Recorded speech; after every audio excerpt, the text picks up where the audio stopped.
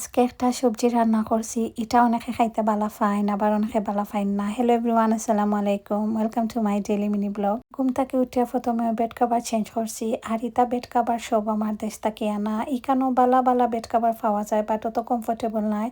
আর bed ঝাড়ু কিন্তু ইকানো একদমও পাওয়া যায় না। তো আমি প্রথম যে সময় স্পেন আইনানি, এই সময় কিন্তু বেড ঝাড়ু আনছি না। আর আওয়ার পরে আমি যে প্রবলেম ফেস করছি, আর বেড ঝাড়ু ছাড়া দেখবা বেড অত সুন্দর ক্লিন করা যায় না। স্পেন আমার 6 মাস পরে আবার আমার বাইয়ার লগে আমি দেশে গেছিলাম। আর ওই সময় আমি প্রথমে বেড ঝাড়ু কিনিয়া রাখছি, কারণ ইটা দেশও কিন্তু ইটার যে ডিমান্ড।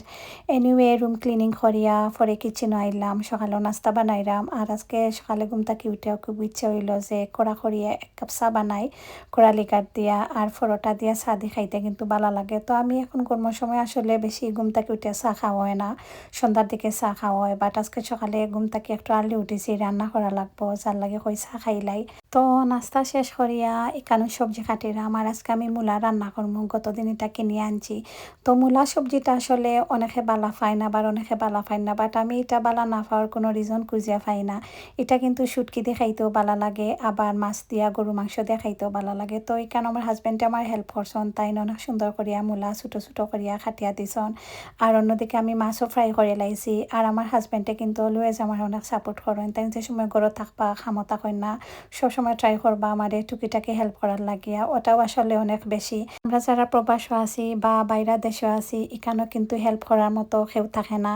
আর হাজব্যান্ড তারা সবসময় তো কাজেও থাকেন, তো মাঝে মাঝে এলাকান হেল্প করলে অনেক বেশি ভালো লাগে। তো এখানে প্রথমে আমি মূলা রান্না করার লাগে মশলা কষাই আনিরা। আর রেগুলার রান্নার মশলা যেগুলা ওগুলাও দিছি, পরে এখানে খাটিয়ে রাখা মূলা দিলেছি, মূলা দিয়ে বালা করে মিক্স করে আনিমু। তো আপনারা খেয়ে মূলা খাইতে বালা ফাইন আর খেয়ে বালা ফাইন না অবশ্যই কমেন্ট করিয়া জানাইবা। আর কিতা লাগে মূলা খাইতে বালা ফাইন না অরিজনটাও জানাইবা। অনেকে এখন স্মেলটা বালা লাগে না, বাট আমার কাছে বালা লাগে। তো এটা আসলে ডিপেন্ড করে যার যার চয়েসর লাগে। মূলা কিন্তু ছোটো ছোটো করিয়া শুটকি দিয়া রান্না করিয়া খাইতেও ভালো লাগে। তো এখানেও পরিমাণ মতো পানি দিলাইছি। আর অন্যদিকে ধনিয়া পাতা খাটিয়া নিলাম। আর আমি তো ধনিয়া পাতা ছাড়া রান্নাও করতাম পারি না। গতদিন আমার রান্না করার সময় ধনিয়া পাতা আছিল না, আমার কাছে লাগছে না নিজে তরকারির আমি টেস্টও পাইরাম না ওলা খান। তো এখানেও মূলা প্রায় সিদ্ধ হয়ে গেছে। আর পরে মাছ দিলাইছি, এটা আমি রুই মাছ দিয়ে রান্না করলাম। তো এটা কিন্তু চিংড়ি দেওয়া রান্না করলে ভালো লাগে, আজকে মাছ দিয়ে রান্না করলাম।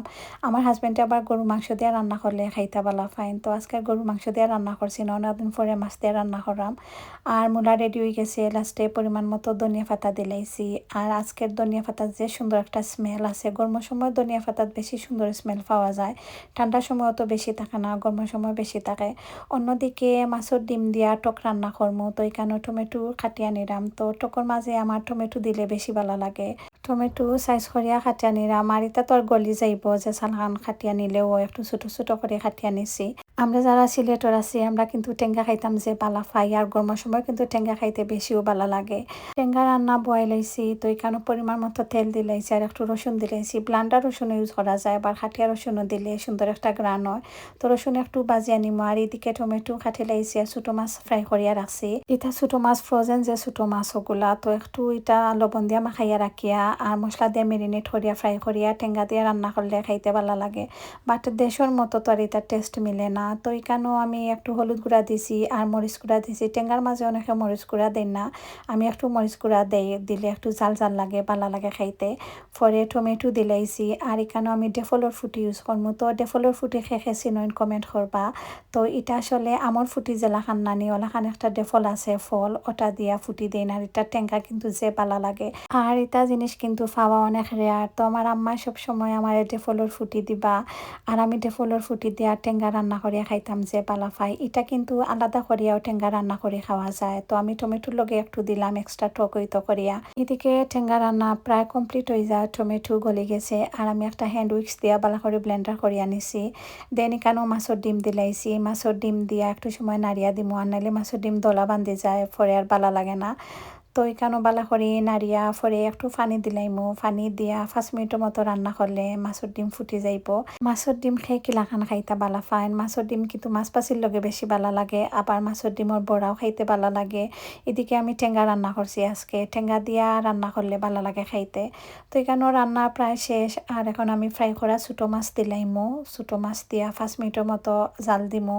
আর মাছের ডিম দিয়া টেঙ্গা রান্না করলে কিন্তু মাছ ছাড়াও খাওয়া যায়। তো আজকে আমি ছোটো মাছ দিছি, ছোটো মাছ দিয়া আমি আরেকদিনও রান্না করছিলাম, তো খাইতে ভালো লাগছে, এর লাগি ছোটো মাছ দিয়া রান্না করলাম। টেঙ্গা রান্না রেডি হয়ে গেছে, বেশি সময় লাগছে না, 15 মিনিটের মতো লাগছে।